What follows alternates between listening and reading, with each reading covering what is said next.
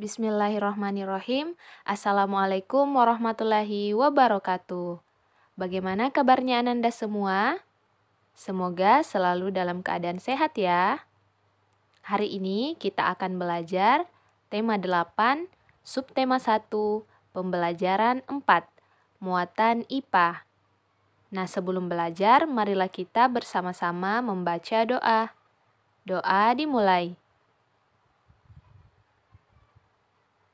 Doa selesai. Nah, sudah siap belajar? Kalau sudah siap belajar, silahkan disimak video berikut ini. Nah, sekarang lihatlah di hadapan kalian. Ada seorang anak yang kehujanan. Ternyata di sini Riri kehujanan sepulang latihan menari. Nah, tahukah kamu nama peristiwa jatuhnya air hujan ke bumi dalam siklus air? Iya, namanya adalah presipitasi. Sekarang kita akan mempelajari muatan IPA. Proses siklus air, yang pertama adalah air di bumi terkena panas matahari, kemudian terjadilah evaporasi atau penguapan. Uap air ini kemudian mendingin dan mengembun dan terjadilah kondensasi.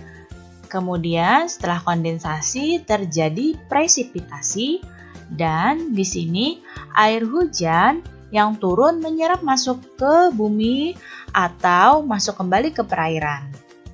Nah, siklus air selalu menghasilkan air bersih. Kenapa?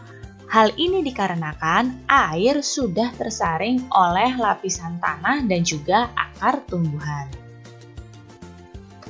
Nah, di sini air hujan yang turun ke bumi, ada yang terserap ke tanah. Air hujan yang terserap ke tanah ini menjadi cadangan air tanah, ya. Nah, cadangan air tanah ini airnya lebih bersih karena tersaring oleh tanah dan juga akar tumbuhan. Nah, kita bisa mendapatkan air tanah ini biasanya dengan menggali sumur. Ya, air hujan juga ada yang terus mengalir menjadi air permukaan. Air permukaan ini mengalir di permukaan seperti di selokan, di sungai, di danau, dan juga di laut.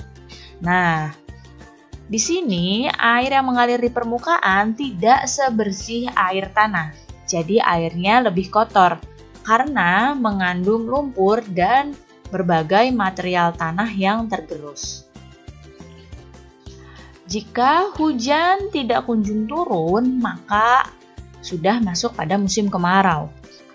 Musim kemarau ini menyebabkan air hujan yang turun ke bumi itu berkurang. Berkurangnya air hujan yang turun ke bumi dapat menyebabkan air sungai dan danau surut. Nah, jika air sungai dan danau surut akan mengurangi penguapan air untuk pembentukan awan. Semakin sedikitnya awan yang terbentuk, maka semakin berkurangnya curah hujan yang akan turun. Nah, jika hujan sedikit turun, sumur-sumur penduduk pun akan menjadi kering karena tidak ada air yang masuk ke tanah. Nah, jika penduduk sumurnya banyak yang kering, maka akan terjadi kelangkaan air dan kekeringan. Apabila hujan tak kunjung turun, banyak sumur penduduk yang akan mengalami kekeringan. Peristiwa ini biasanya diikuti dengan kelangkaan air bersih. Jika kelangkaan air bersih ini terjadi dalam waktu yang panjang, maka disebut dengan bencana kekeringan. Lalu bagaimana ya cara menghadapi bencana kekeringan? Yang pertama di sini kita harus menghemat penggunaan air. Menghemat penggunaan air bersih ini di sini bukan hanya ketika sudah terjadi musim kekeringan, namun juga sebelum kekeringan itu terjadi.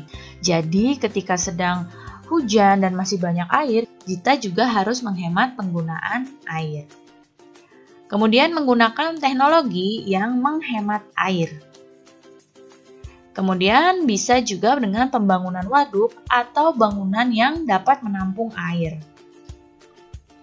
Dan melakukan pemantauan pada persediaan air di waduk dan pembuatan sumur dan pemasangan pompa air di daerah yang rawan terjadi kekeringan. Coba kalian perhatikan gambar yang ada di hadapan kalian. Jika kalian amati, kira-kira apa ya yang terjadi pada gambar ini? Ya, yang terjadi pada gambar ini adalah peristiwa kekeringan. Peristiwa kekeringan seperti ini tentu saja akan membuat warga sangat menderita karena mereka akan kekurangan air bersih. Pernahkah daerahmu mengalami peristiwa seperti pada gambar ini? Jika pernah, kira-kira apa ya kekeringan itu?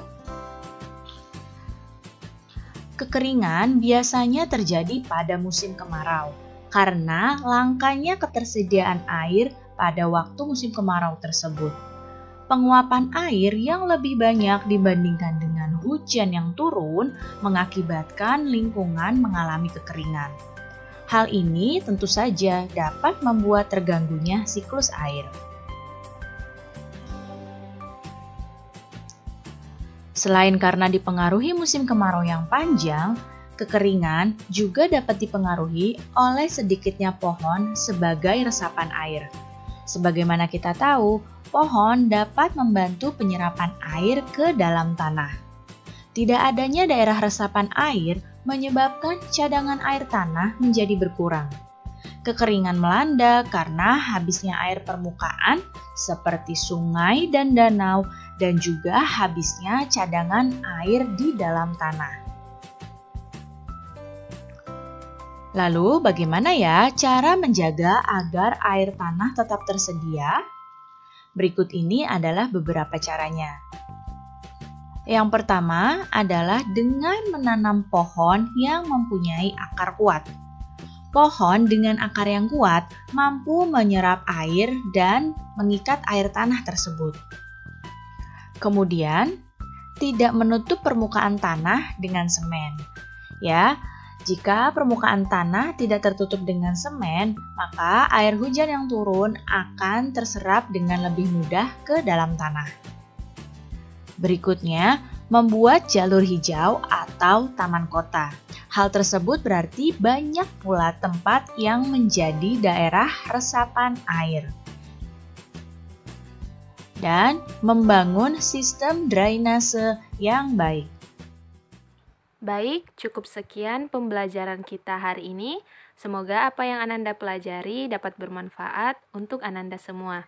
Terima kasih. Assalamualaikum warahmatullahi wabarakatuh.